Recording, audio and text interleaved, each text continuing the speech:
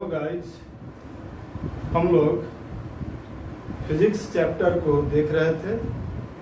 Physics में vector topic को देख रहे थे। वेक्टर का हम लोग जो भी थ्योरी था पूरा देख चुके थे।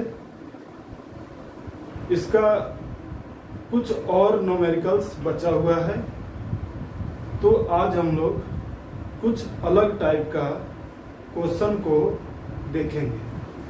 आइए देखते हैं। जैसे write the unit vector, write the unit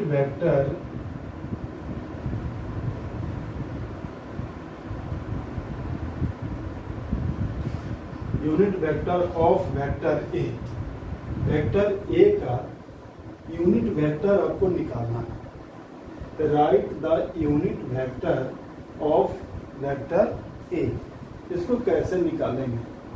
तो vector A equal to 2i plus J plus 2k दिया हुआ है।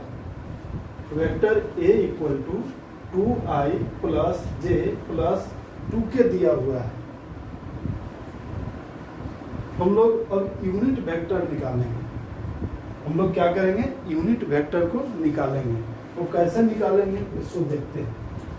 वेक्टर ए, इस पर कैप का चिन्ह देंगे। इस पर हम लोग कैप का सिंबल देंगे। Vector A divided by vector A का मॉड देते हैं। वेक्टर ए का वैल्यू कितना है दिया हुआ है, 2i plus J plus 2k। और ए का मैग्नीट्यूड हम लोग निकालेंगे। तो ए का वैल्यू 2, यानी 2 का स्क्वायर, 1 का स्क्वायर प्लस 2 का स्क्वायर हो जाएगा, इसका अंडर रूट। अब हम लोग इसको सोल्व करेंगे। तो इसको सोल्व करने के बाद आया था, तो इसको एक टर्म और लिख लेते हैं। 2i plus J plus 2k divided bye 2 into 2, ये हो गया 4, 1 इंटू 1 1 और 2 इंटू 2 4 हो गया। ये आ गया आपका एक टर्म। इसको और लिखेंगे, 2i plus J plus 2k divided by under root 9, यानी 9 का वैल्यू क्या होता है? अंडर रूट 9 का वैल्यू 3 हो जाता है। यानी हम लोग बोलेंगे unit vector A equal to 1/3। इसका वैल्यू 3 होगा, तो 3 को हम लोग बाहर निकालेंगे। 1/3 divided by 2i plus J plus 2k। इसको सोल्व करेंगे तो vector A equal to 2/3i plus 1/3 J plus 2/3k। अब इसका वैल्यू हम लोग निकालेंगे। इसका मैग्नीट्यूड को निकालेंगे। वो कैसे निकालते हैं वो उसको देखेंगे। तो हम लोग जानते हैं कि इसका स्क्वायरिंग और इसका स्क्वायरिंग उसका अंडर रूट होता है, यानी 2/3 का स्क्वायर प्लस 1/3 का स्क्वायर प्लस 2/3 का स्क्वायर का अंडर रूट हो जाएगा। अब इसको हम लोग सोल्व करेंगे। इसको सोल्व करेंगे तो ये आ जाएगा आपका value 4 divided by 9 plus 1/9 plus 4/9 इसका अंडर रूट आ गया।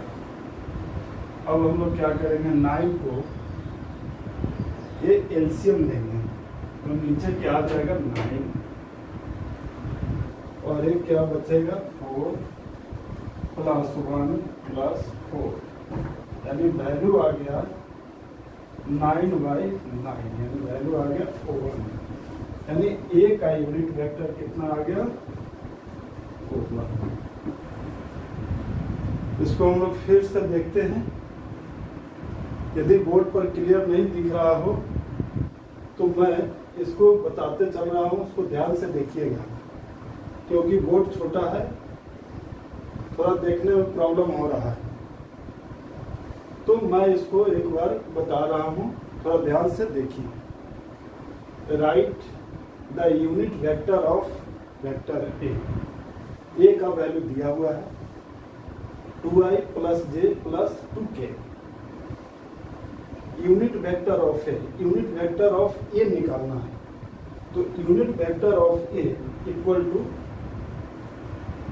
Vector A divided by vector A का मॉड, यानी कि वेक्टर ए का वैल्यू दिया हुआ है 2i plus J plus 2k divided by A का मॉड निकालना है।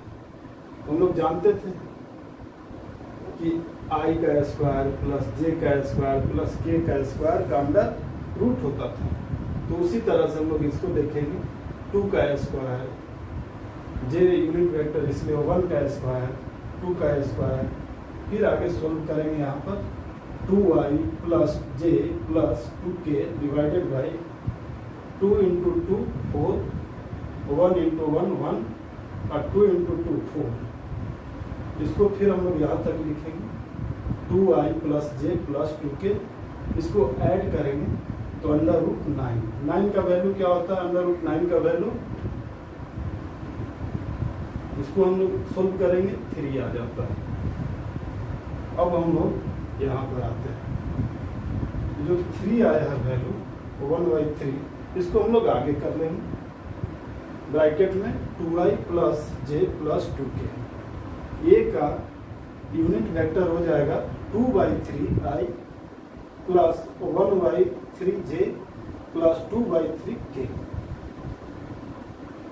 इसको आगे हम लोग देखेंगे, इसका स्क्वायरिंग करेंगे, 2/3 का स्क्वायरिंग प्लस 1/3 का स्क्वायरिंग प्लस 2/3 का स्क्वायर।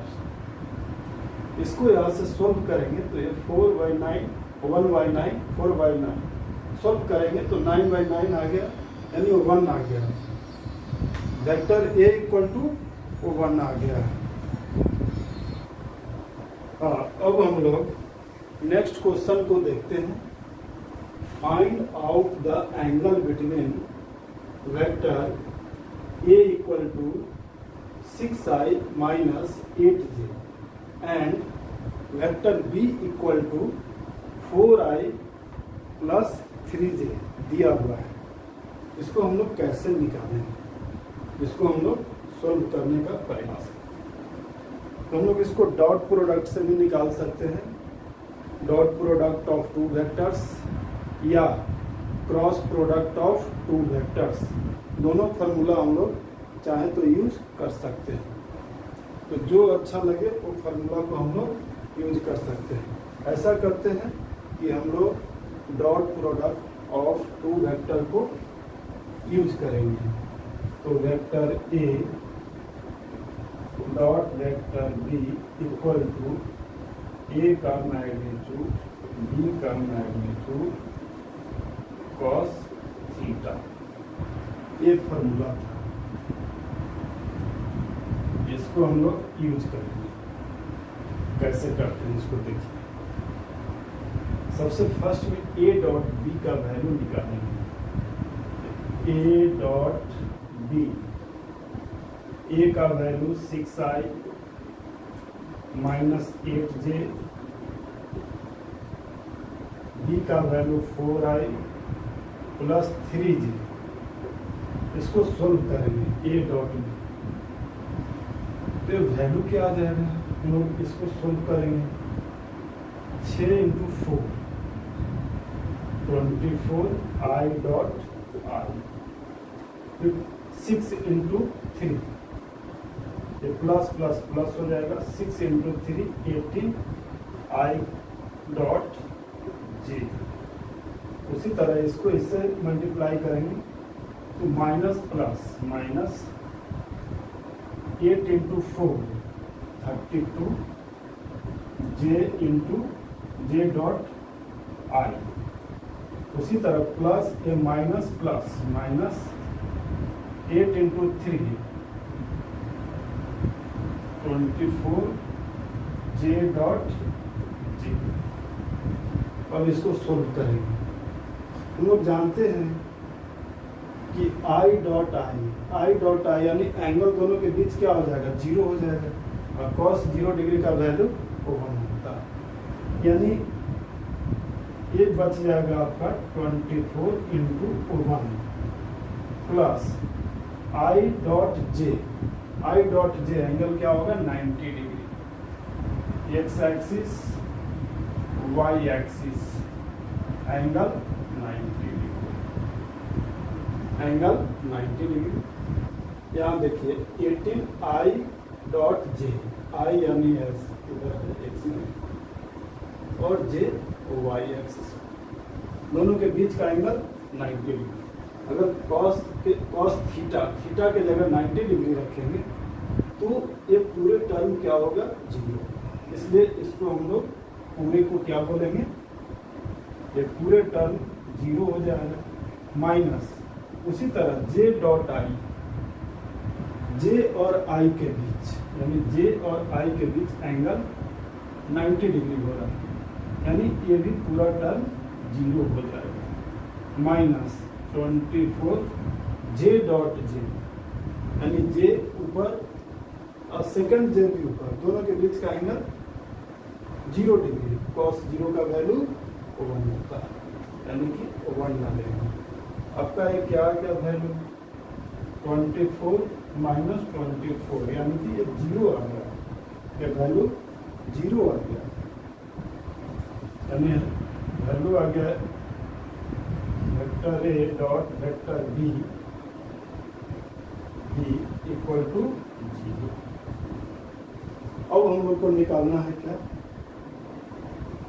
ए का मॉडुलस मैग्नीट्यूड, बी का मैग्नीट्यूड कैसे निकालेंगे। ए का मैग्नीट्यूड निकालने के लिए हम लोग फर्स्ट इसका स्क्वायरिंग करेंगे और इसका स्क्वायरिंग, यानी 6 का स्क्वायर प्लस माइनस 8 का स्क्वायर का अंडर रूट, यानी 36, और ये हो जाएगा 64 का अंडर रूट, यानी अंडर रूट 100, यानी कि ये आ गया 10। इसका अगर हम लोग सोल्व करते हैं तो 10 आ गया। उसी तरह से वेक्टर बी का मैग्नीट्यूड निकालेंगे तो वेक्टर बी का देखिए 4 का स्क्वायर प्लस 3 का स्क्वायर का अंडर रूट, ये आ जाएगा 16 and 9, यानी अंडर रूट 25, यानी वैल्यू आ गया 5। पहले इसको नोटबुक में एंट्री कर लीजिए, उसके बाद इसको मैं मिटाऊंगा, क्योंकि बोर्ड छोटा रहने के कारण ये मिटाकर यहाँ लिखना पड़ता है। हाँ, तो अब हम लोग देखते हैं आगे, इसको मिटा देते हैं, इस फॉर्मूला पर वैल्यू को पुट करेंगे, यहाँ से मिटाते हैं।